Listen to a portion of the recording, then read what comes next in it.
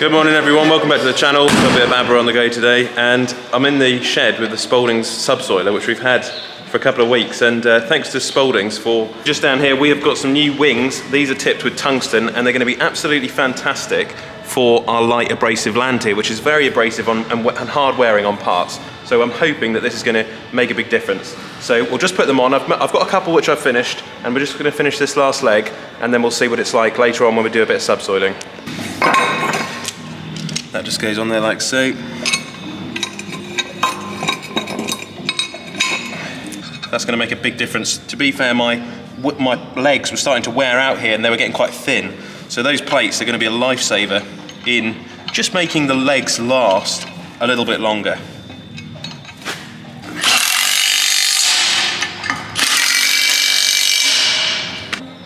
Put the second one in.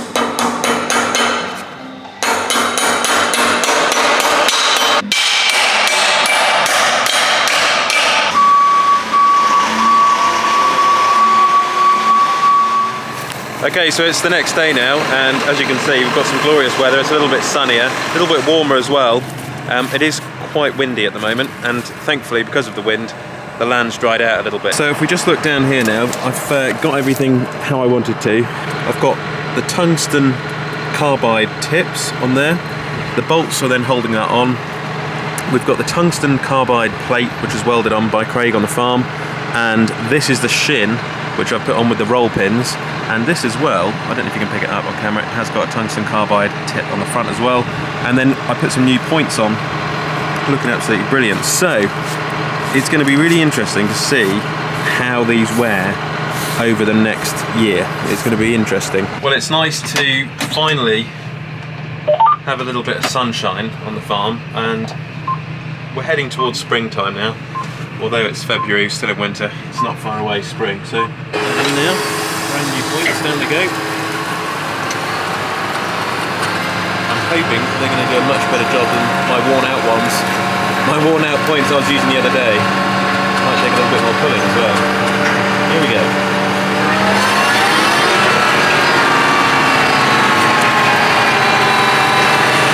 Yeah, I can see now that the earth is moving in between the legs a lot more than it was previously. That's doing a fantastic job. Alright, so it's now about several weeks since I was doing the subsoiling. A little bit of time has passed, and a lot's happened in the world with the Russia-Ukraine crisis since I was just doing the subsoiling in the field next door over there. So now I'm just pulling down this field. This was ploughed recently, and we're just getting ready to plant our spring barley. I've just been having a ponder about what will happen in farming, in UK farming, over the next couple of months, really, the next 6 months. Hyperinflation seems to be kicking in at the moment, which is a big problem. Fertiliser is shotting up to around about nearly £1,000 a tonne. The problem is that Ukraine and Russia have, large market share of the global wheat export market, which is about 30%. And they also have control of about 15% of the world's fertiliser supply if Putin gets Ukraine. So we could be in for very difficult times, actually. Now what's something which is quite interesting is that this farm here, which we're on now, is a light farm. I'll just turn the tractor off, just have a drink of water and just have a chat. Yeah, we mainly plant spring crops, and then we plant cover crops in the winter months. So it's actually quite a low cost farm. We don't use very much fertiliser for our spring barley because we don't need that much nitrogen. We use the organic matter from our cattle to feed the land and to increase our organic matter levels. And I'm getting quite excited at the moment because I'm building a small herd of Hereford cross suckler cows. I've got a couple of them, and I've also got 2 blonde cross red pole heifers, which I'm just bringing on at the moment. So I've got a little suckler herd which I'm trying to build, and if I can calve the cows, and if I can produce some nice looking store calves at 18 months, I'll be really, really happy. And if they're not going to cost me a huge amount, because I don't want to put too much money into fertiliser for producing beef, because it's just too expensive to, a lot has changed in the last few weeks. So yeah, I want a low cost farming solution, which is what we're actually on this farm we've been doing for many years. And it's quite funny, we had a chat with some farmers in the grain store this morning. A lot of farmers around here are into the big combines, class electrons, big arable farming, medium loam, heavy land, they want wheat, they want oilseed rape, things like that. And actually they're looking at our small farm as quite an interesting model. Low input farming, I think that'll be the future in the UK. You can't go out and buy, fertiliser at £1,100 a tonne. You need to be selling store calves for the same money, and that's what will happen. Store animals will come up. Store animals, there's a margin on them.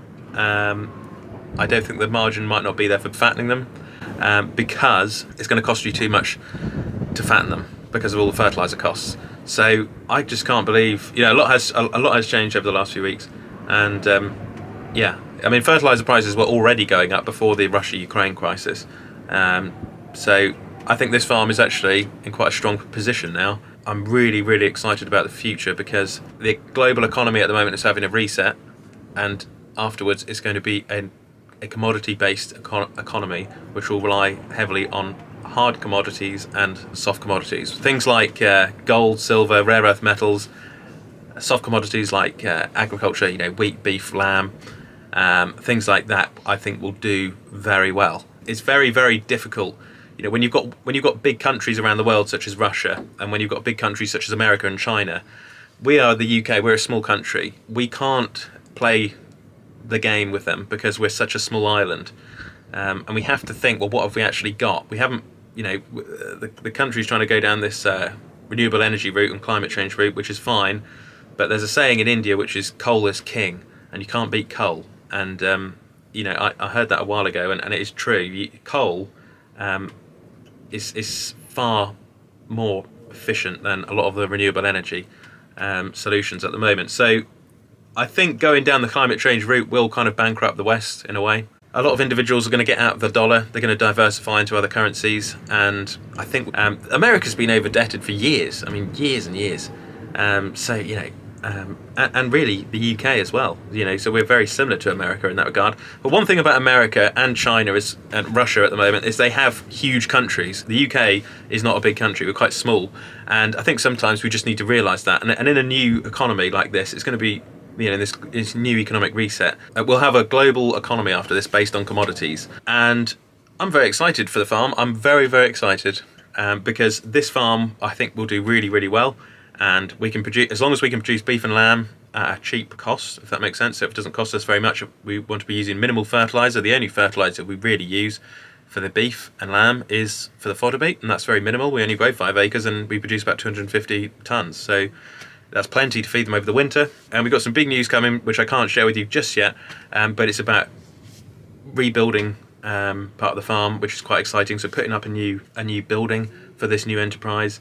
And you've either got to go, with this at the moment, we've either got to go, we can do the same thing we've always done, or we can go and change with the times and, really go full hog into beef production and get some good quality store animals out there into the market, because at the moment the export market for the UK has been growing, the export beef market, and there's a limited supply of beef. The bottom line is that in agriculture, the average age of a farmer globally, I think in the UK is 59, globally is similar, very similar figure, about 50s, late 50s, 60s, and there's just not that many people coming into it who are young.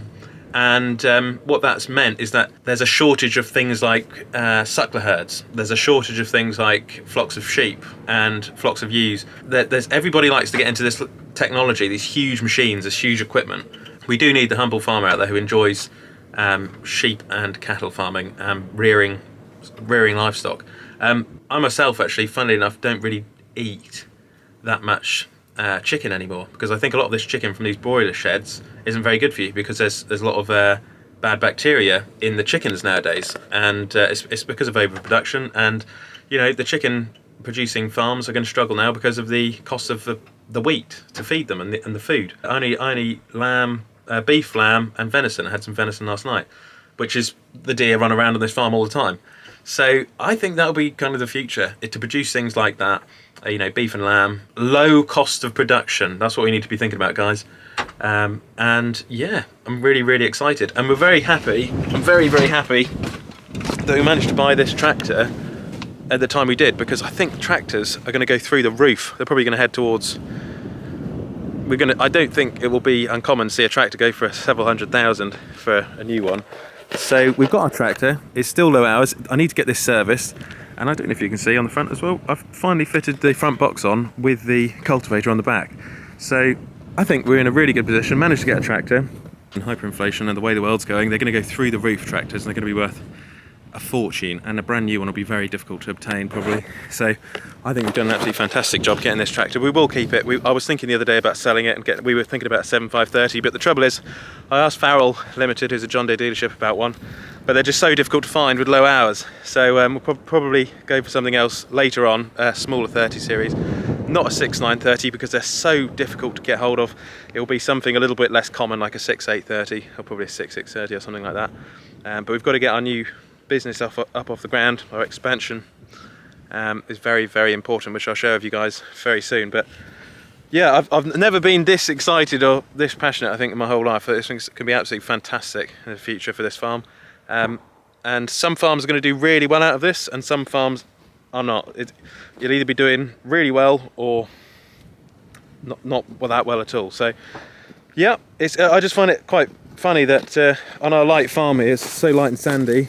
So many people have taken the mick out of it over the years, but it's quite a low input system, and they'll be able to keep going hopefully for many years to come. So thanks very much for watching today's video. There will be more content up and coming. Recently my laptop broke, and I tried to get a new one. I put that on order, and it's been taking such a long time to turn up. I've got the new one now, and yeah, the old one had packed up. 7 years old. I used it every day for Olly's farm stuff, and yeah, it wore out. And because of what's going on in the world, it's been so difficult to get a laptop. So that's why there hasn't been any videos, because without that little laptop, I can't post anything. So lots of cool content up and coming. Keep an eye on this farm, and yeah, what a time to be alive. So thanks very much for watching today's video. Stay positive, keep liking, keep subscribing, and I'll catch you on the next one.